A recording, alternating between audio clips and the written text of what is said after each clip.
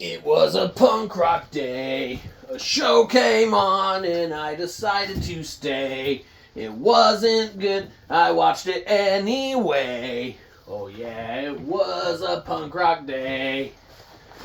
Yeah, it was a punk rock.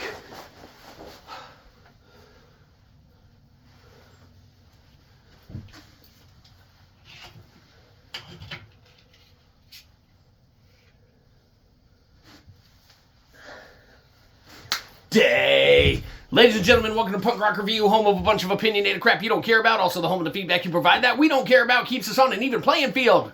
And we like that. Real quick shout out to our sponsor. Anyhow, moving straight into it today. Today we're going to be talking about something that we've touched on a little bit here, a little bit there, mainly just a little bit here and there. It doesn't matter, who cares? Today we're talking about the one and only playing Game Pass on MetaQuest 3. You might be saying to yourself, like, what? MetaQuest 3 is an Xbox? You're effing A right it is. So, you put on your Xbox over your head, you're like, whoa, I'm in the MetaQuest-averse. I guess I'm an Xbox now. And that's exactly what you are when you log into Game Pass after having paid that monthly subscription to Game Pass, right? Now you can play Game Pass while you're in the metaverse. You might be saying to yourself, is it worth it? Does it pay off? Can you play these games actively and, efficiently? We be saying cloud gaming has come a long, long way from where it was to where it is now.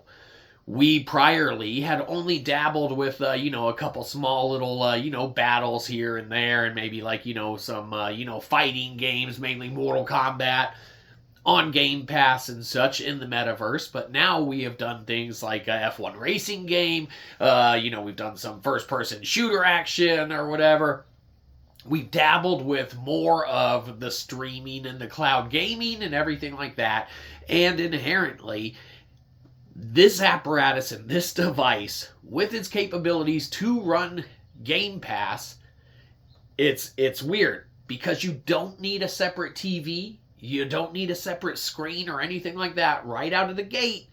If you're looking for a way to easily, and like if we're in a tiny, tiny apartment versus, just a tiny basement in our mom's house, man, if you don't have room or the capability or abilities to lug around a TV and a console or anything like that, being able to have access to Game Pass on just a peripheral device that takes up just a little shoebox area of space, it's pretty phenomenal. Now, we would be lying to ourselves if we didn't make mention of this fact, though. Anyone looking to, play Game Pass regularly or actively on the MetaQuest or anything like that, there was once that we were playing, and granted, it had been one of the longer sessions and such, so like well past, anything over an hour, right? You're not just that intermittent gaming, right? You sat down to have a gaming play session. There was once, man, that we were doing, what was the game, man? One of those little looter shootery kind of first-person shooter ones, collect some supplies and, weapons. Not Fortnite, but, fuck it, close enough.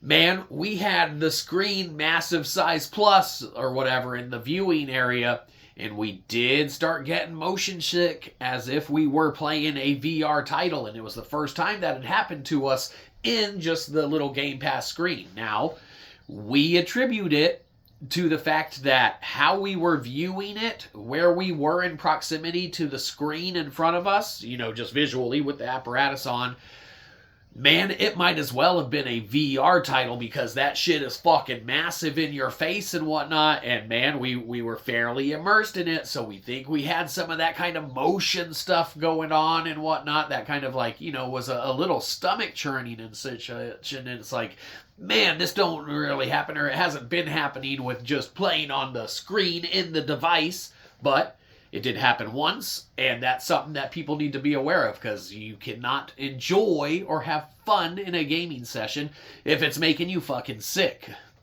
Now, VR's a little different. You can have fun and enjoy it while it makes you sick in a way, shape, and form, but you gotta get that tolerance up. there's a fine line in between there, but sometimes you just got to back off.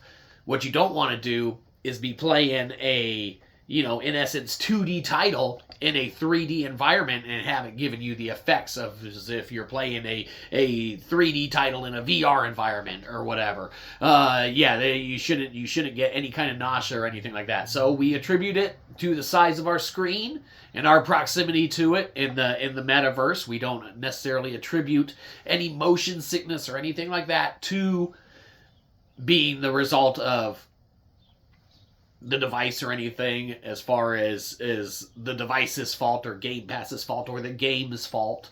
It was a combination, we believe, of our settings, but we got to make it out there because these settings might affect all ones of our other viewers. Hi, Mom.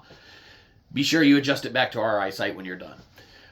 Anyhow, other than that, no latency, no issues, no problems. We had said before, man, in talking about the fighting games and such with pretty much no lag on the input or anything like that.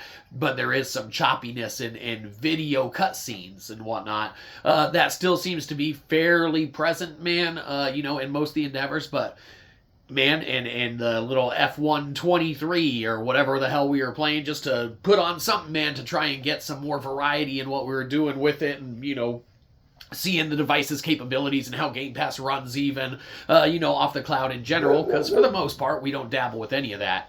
But it was phenomenal, man. No button issue, latency, or, input lag or anything like that, man. Perhaps a smidge in the cutscenes as far as some choppiness or some, graphical, fidelity here or there and whatnot. But for the most part, everything ran smooth and efficiently, man, with zero issue and, zero problems jumping from title to title in that cloud streaming. And, man, that's some way of the future? It sure is. It's something. So, that's about it. Anyhow, Game Pass in the Meta Quest. What can be said about you?